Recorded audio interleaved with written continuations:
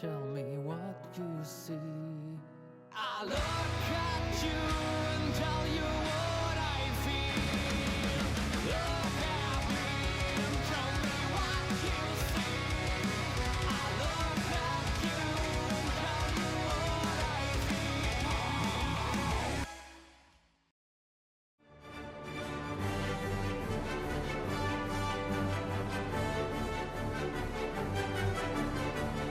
Welcome back, and today is going to be a weird one for me, because we have the Patreon requested review of Stardust, based on the Neil Gaiman novel and inspired by fairy tales.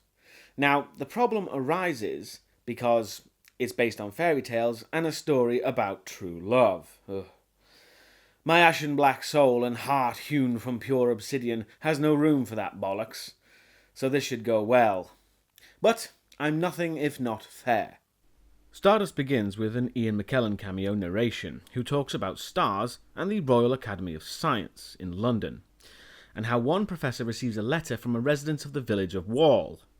I know, just go with it. The village is named Wall after the wall that runs parallel to it. The secret it contains was the subject of the letter, which the professor disregards as nonsense. Now, that opening is all whimsical and filled with dramatic irony, but it's pretty pointless to me. We don't find out anything about the letter writer, and what we do learn is told to us soon after. However, because this film is a comedy, it makes non sequiturs acceptable because they're funny. So yeah, the opening is completely pointless, but it can also be funny. Anyway, the extra info comes through as an old man tells a young one he can't pass through the field because he's there to guard the gateway into another world and stop trespassers. The younger man doesn't believe any of it and tries convincing him of the insanity he's spouting, just wanting a shortcut through the field.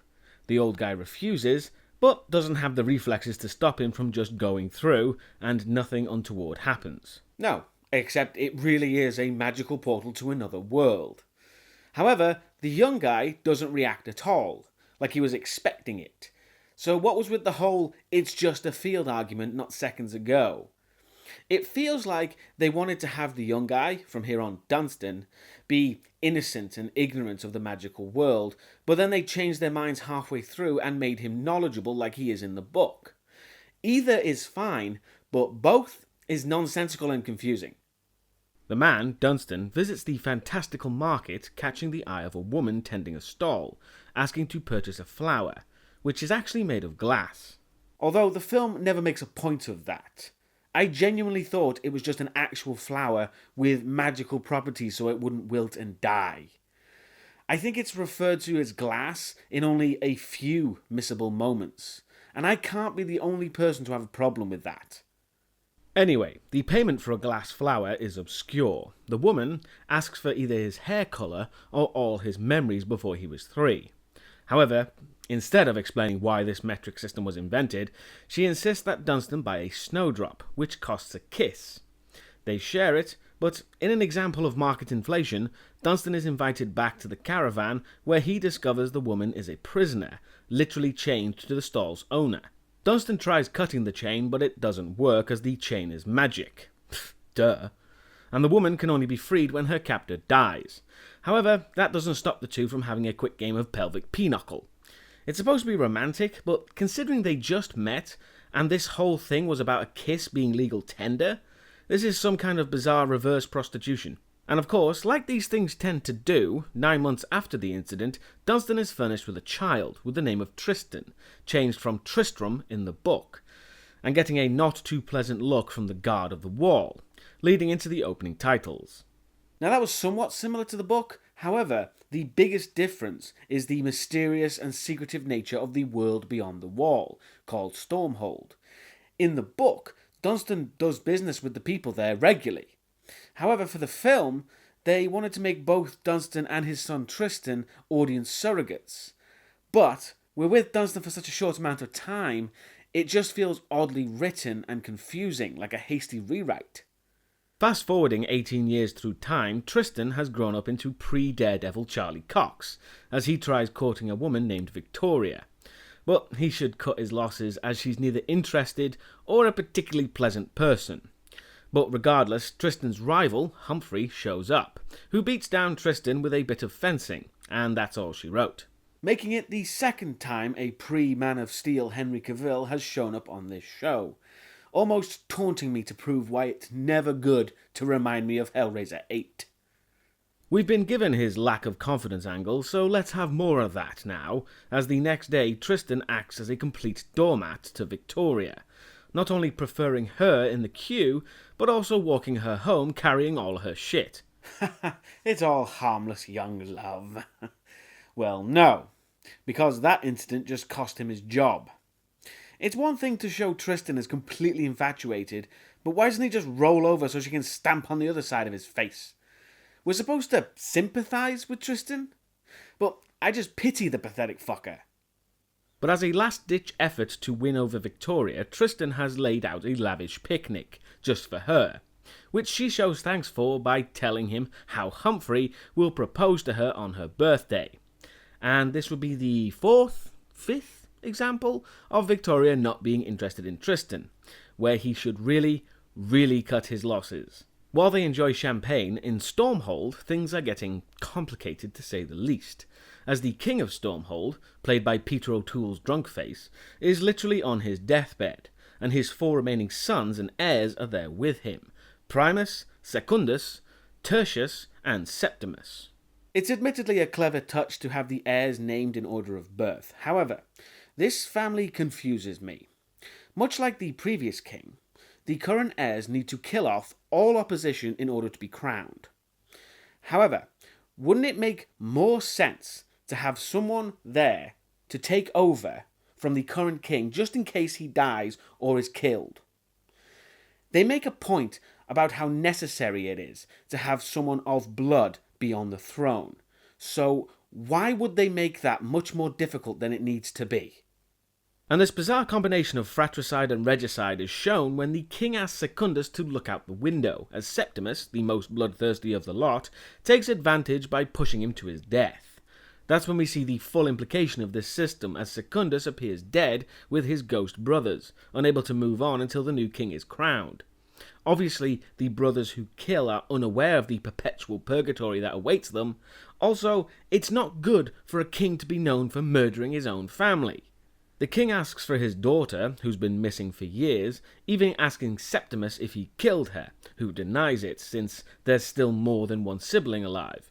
The king uses his pendant as a prize, as one of them needs to find it to become the ruler, but then promptly dies as the jewel speeds off into the sky, and rather unexpectedly explodes, falling to the earth. Well, actually it hit a star which falls to the earth, but we don't know that yet. Meanwhile, back at the picnic, Tristan and Victoria see the falling star, and Tristan foolishly pledges to cross the wall and bring back the fallen star to stop Victoria marrying Humphrey and marry him instead. This should be a completely impossible promise for Tristan to fulfill, but not so much here. And the falling star is seen by a kinda creepy old lady. It then lands, revealing that the star is actually a spangly Claire Danes. There's a joke in there somewhere about Claire Danes no longer being the star she used to be, but I'm too big for that. I'm just going to heavily imply it. The old woman we saw is revealed to be one of 3 witches, played by Michelle Pfeiffer, Lamia, and her sisters, Impusa and Mormo, all named after 3 demigoddesses of Greek origin. This is a large departure from the book, as there the witches are collectively known as the Ilium, and have a small role, whereas in the film they're the main antagonists. The witches are excited because they can use the heart of a fallen star to maintain their youth and power, which as you can see has been waning of late. So after Lamia easily tricks the others into being the one to find the star, she then uses what they have left of the last star to become young once again, taking the experience all in. Very funny or whatever, but I do believe they missed a huge opportunity here. Because having Michelle Pfeiffer play an old woman, when she becomes young again, it looks natural. However, that's the problem. If they had an older woman play the role, the old scenes would look natural and not heavily made up, and then when she becomes young, it would look artificial and weird because it's supposed to.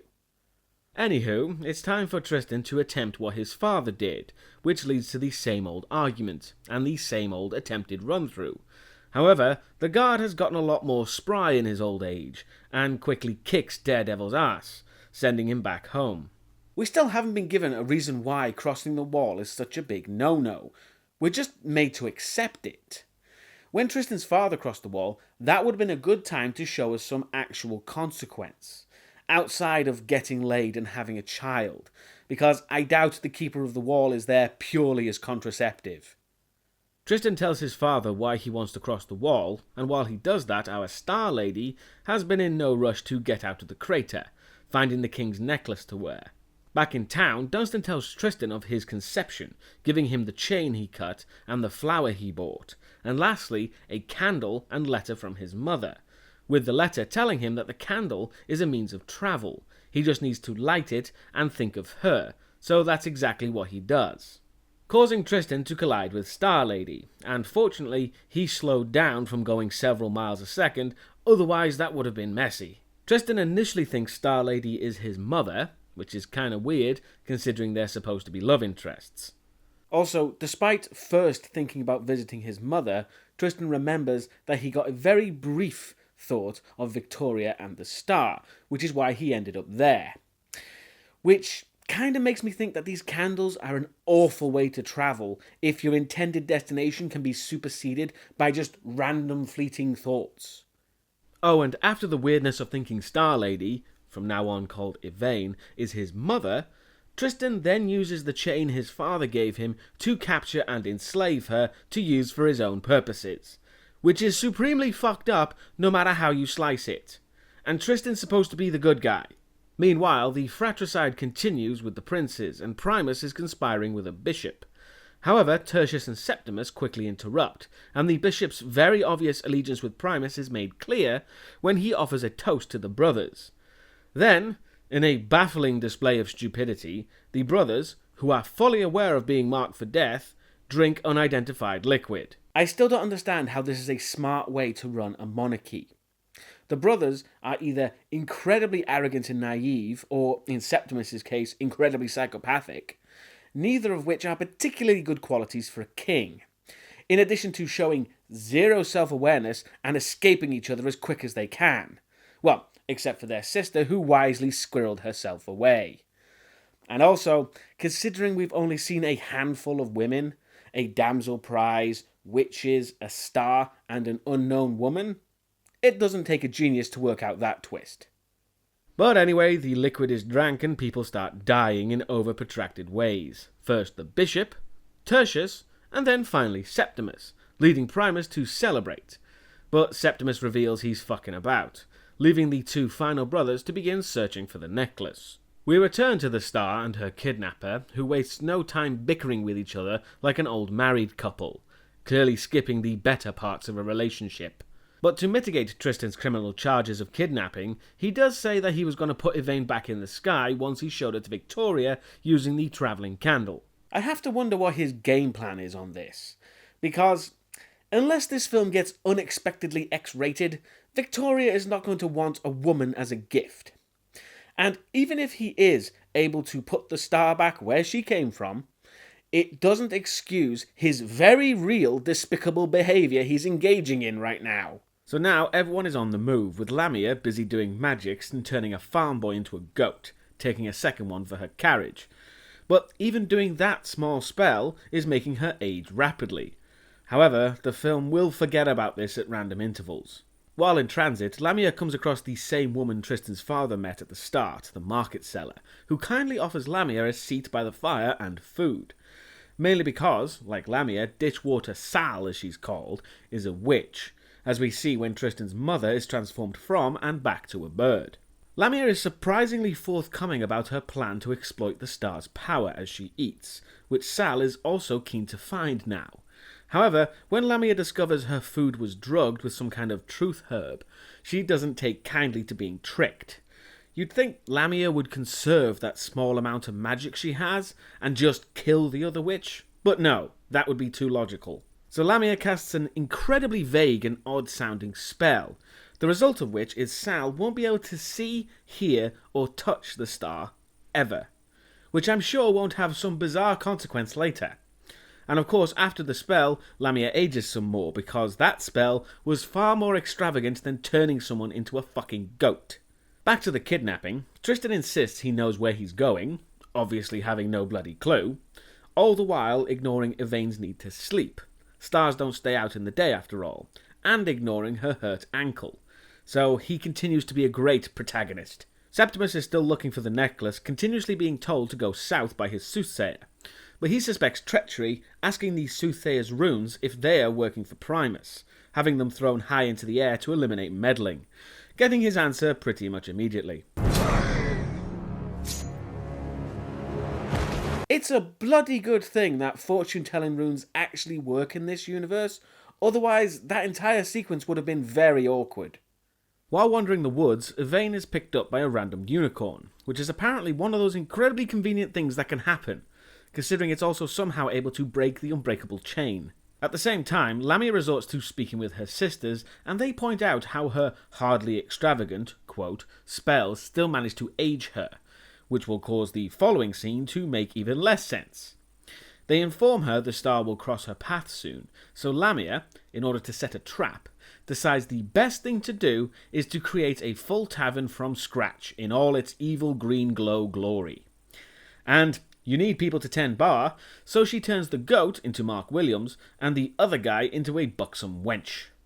Firstly, why not turn the goat into the buxom lady? It's not going to know the difference between a man and a woman, it's still going to act weird. But the worst part about this is the complete absence of consequence from this incredibly flamboyant use of magic. So apparently, mild mind manipulation and transformation bad? Creating an entire working tavern from scratch? Nah, that's fine. Anyway, illogic aside, Tristan, while sleeping, is contacted by the other still functioning stars, trying to get him to save Yvain. Yeah, I guess kidnapping is the lesser evil compared to murder. The stars tell Tristan of the last time a star fell, who was swiftly picked up by the witches and killed for the use of her heart. Because stars are clearly incapable of critical thinking and are naively trusting of very obvious evil-looking people. And yes, I'm aware I'm being cynical to this very fairy tale idea, but it's just so black and white. It's incredibly irritating to me. Anyway, Tristan soon gets his act together and runs after Yvain, quite literally bumping into Primus's carriage. And I must admit that although a little literal, it's a nice touch that Primus, meaning the first, travels with just himself, and Septimus has an entourage of 7, minus the one he recently killed, of course. Tristan convinces Primus to let him travel with him and not kill him, showing that perhaps despite the fratricide, Primus is a better choice for king, although that won't matter shortly. Yvain soon reaches the tavern, being greeted by Lamia. The subterfuge is at the very least convincing enough this time to not make me think that Yvain is a complete moron for going along with it. And Lamia doesn't waste any time with a knife under Yvain's bed, although obviously that's when Primus shows up to throw his own spanner in the works. Lamia prepares a poisoned beverage while Primus settles into the bath, which is kind of gross considering Yvain was just in there, although I'm sure there are many men and women who wouldn't mind sharing Claire Danes' bathwater. Yvain comes down to see what's going on with the Ghost Brothers pretty on the ball, trying to tell Primus about the stone round her neck. Lamia makes sure and keeps herself between Primus and Yvain though. Although I'm not sure why Lamia is so intent on keeping the two apart. She neither knows nor cares about the stone, and it's not like Primus is going to figure out that Yvain's a star in order to use her heart. So it's just contrived drama to lengthen the scene. Primus wisely refuses the wine, anticipating the poison, thinking it might be from Septimus. He does offer it to Tristan instead though.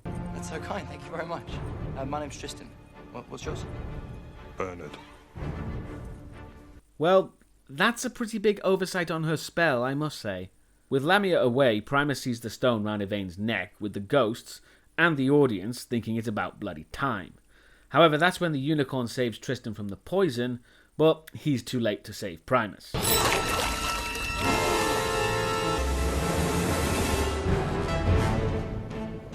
And it's actually a nice touch that the prince has literal blue blood. It's also clever because they get to show the death without getting in trouble with the ratings people for showing blood.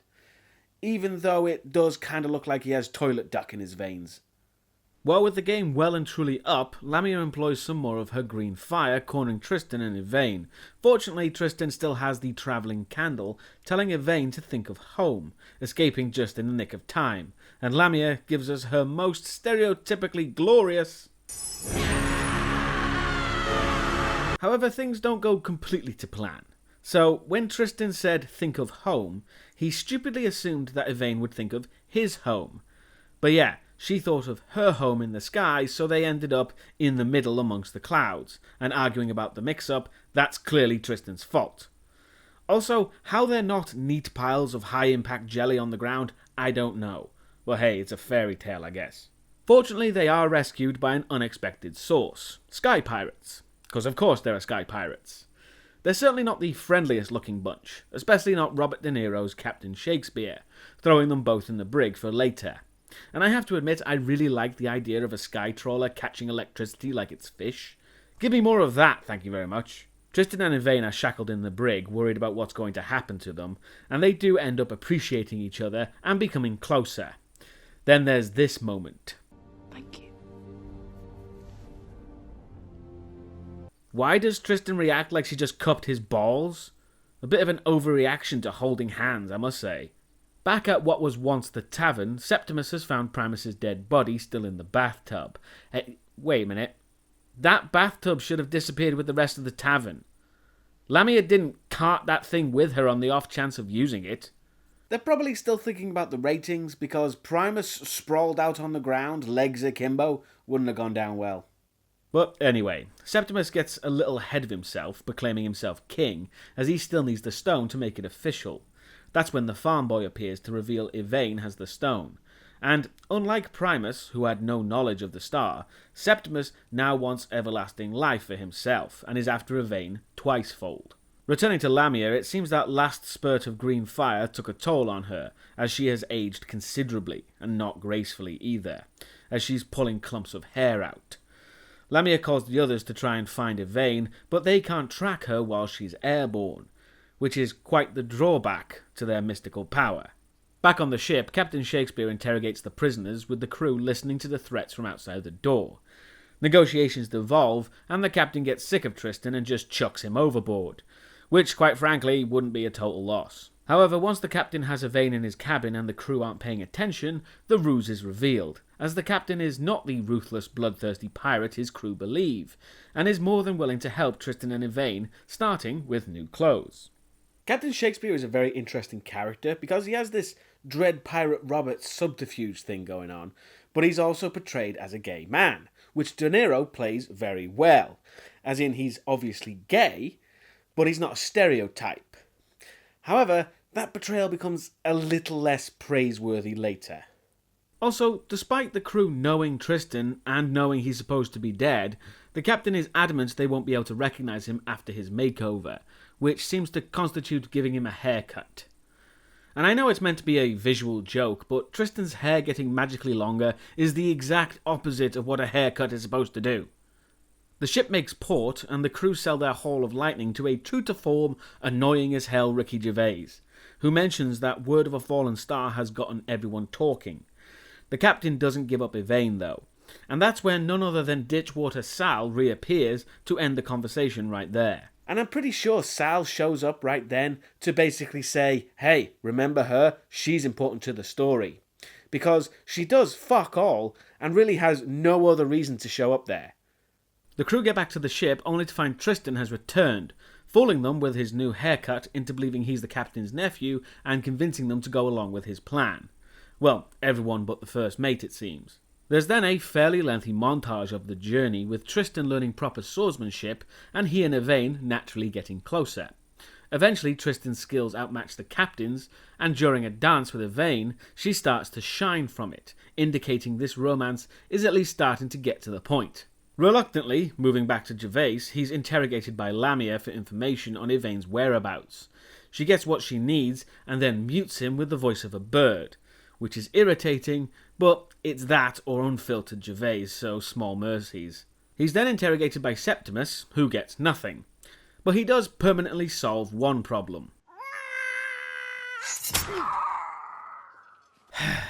Thank you. The ship touches down with Tristan and Yvain going their separate ways, being given a bottle of lightning and a whispered message from the captain to Tristan.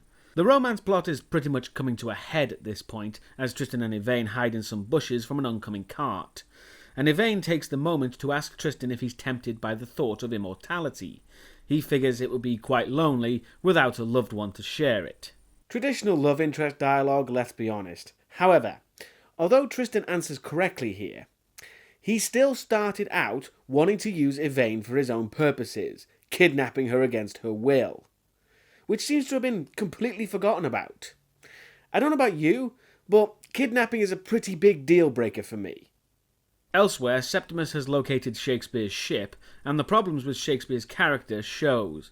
As the crew and Septimus's men have a big fight on deck, Septimus himself finds Shakespeare, relaxing?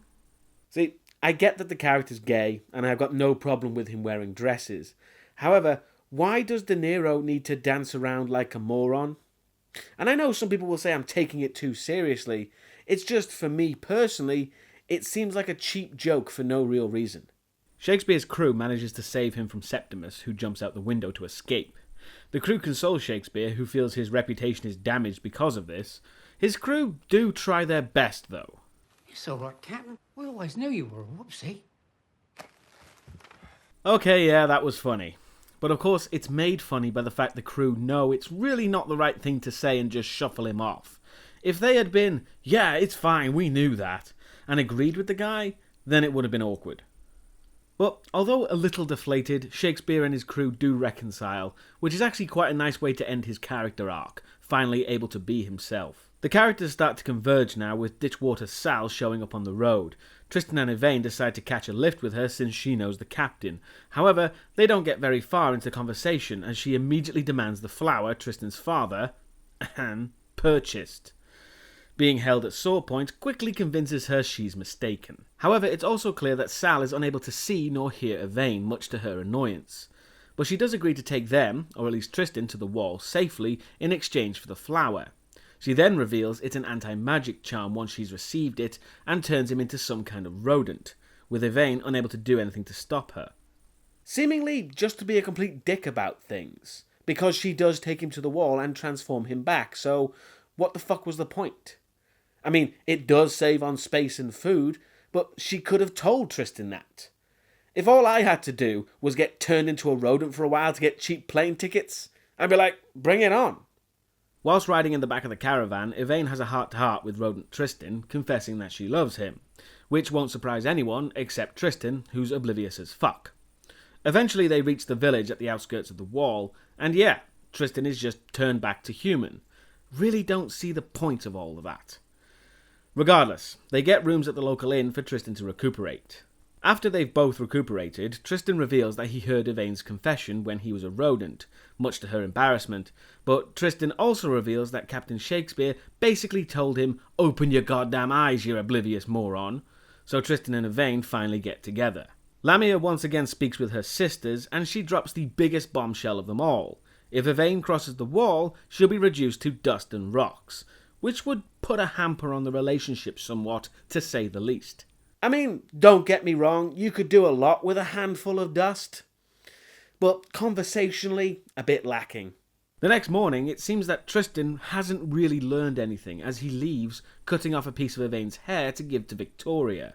When Yvain wakes up to find Tristan gone, the hotel clerk gives her Tristan's message, but getting it mixed up, as it sounds like Victoria is the love of his life, rather than Tristan telling Victoria he's found the love of his life. Yeah, bit of a fuck-up, really. So yeah, while Tristan does his thing in the village past the wall, Yvain is depressed as fuck and basically gonna kill herself. And let's be honest, the last time this kind of misunderstanding occurred for Claire Danes, it really didn't end well. Clearly she has a bad record when it comes to misunderstandings. As Yvain goes off in a depressed daze, it's actually Tristan's mother who sees her and quickly runs after her, having to take the caravan due to the magical chain. Tristan speaks with Victoria, wishing her a happy birthday, giving her Yvain's hair. However, when she gets all romantic with him, Tristan wisely shuts that down. You want to grow up? Get over yourself. Arguably the most growth Tristan's achieved himself the whole film. But then, once again, Superman shows up to defend his lady's honour. However, thanks to Tristan's tutelage from Captain Shakespeare, he's more than a match now, with Superman just giving up without a fight.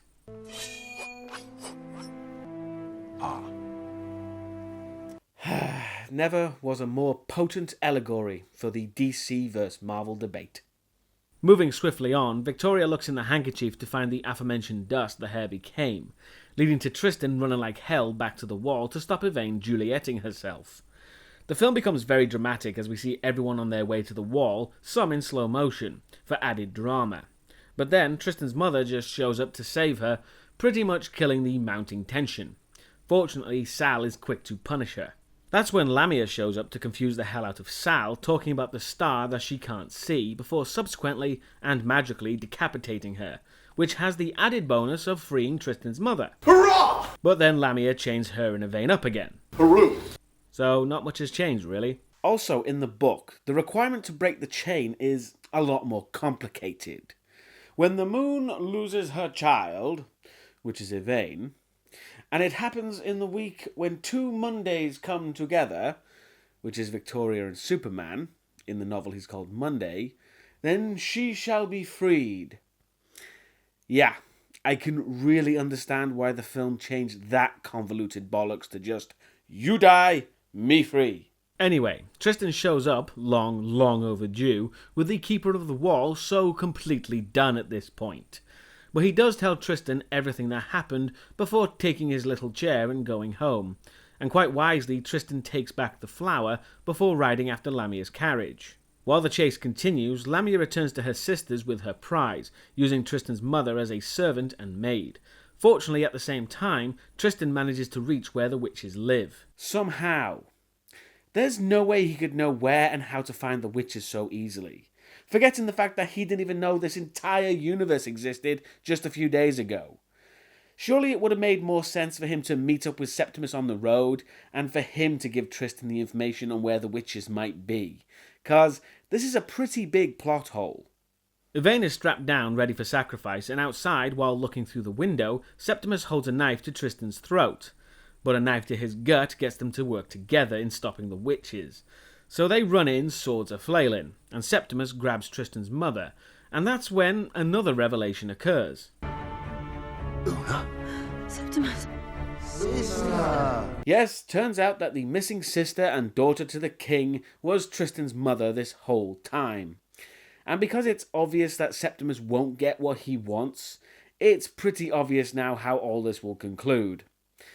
Also, why didn't Una recognize the stone around Yvain's neck? The witches fight back with fire, and Una reveals to Tristan she's his mother, while Septimus continues to get his arse handed to him. But he does take one of the witches out quite nicely, I must say.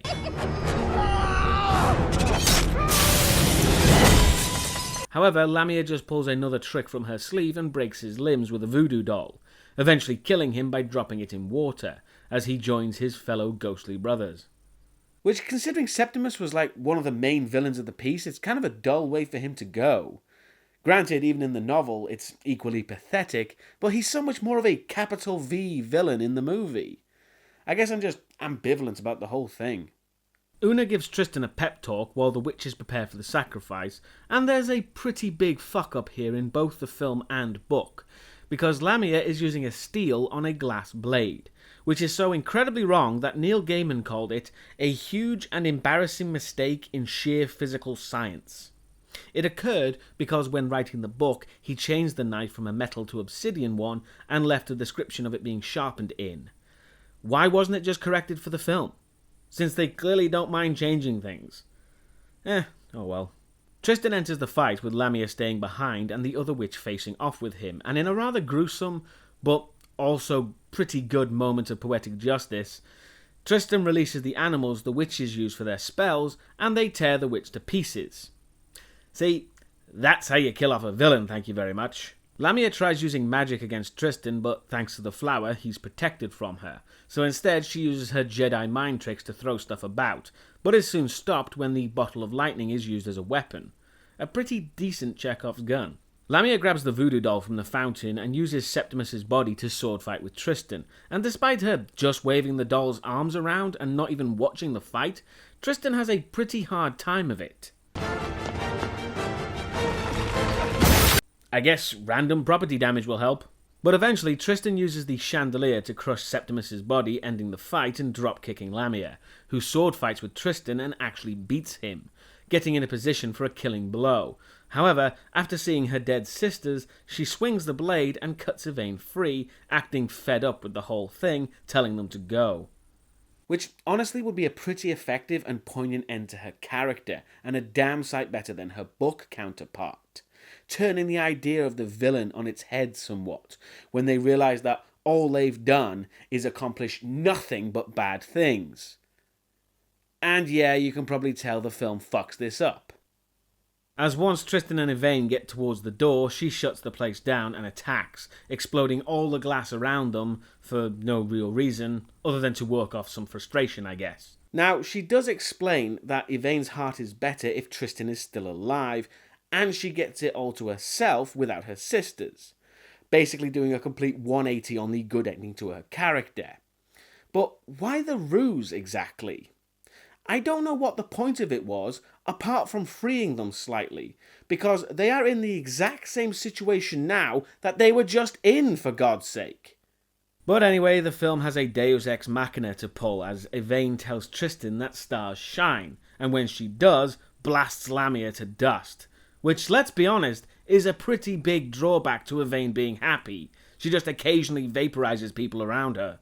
And yeah, Tristan picks up the stone that fell off the necklace, and when he does, it changes back to being red, making him the heir to the throne. And releasing the ghosts finally. However, if we slow it down slightly, you'll notice that the spirits fly off towards the sky, except for one that turns red and goes on downward. So, even though most of the brothers committed murder, it's apparently only Septimus, at least I assume it's Septimus, who gets to go to this world's interpretation of hell.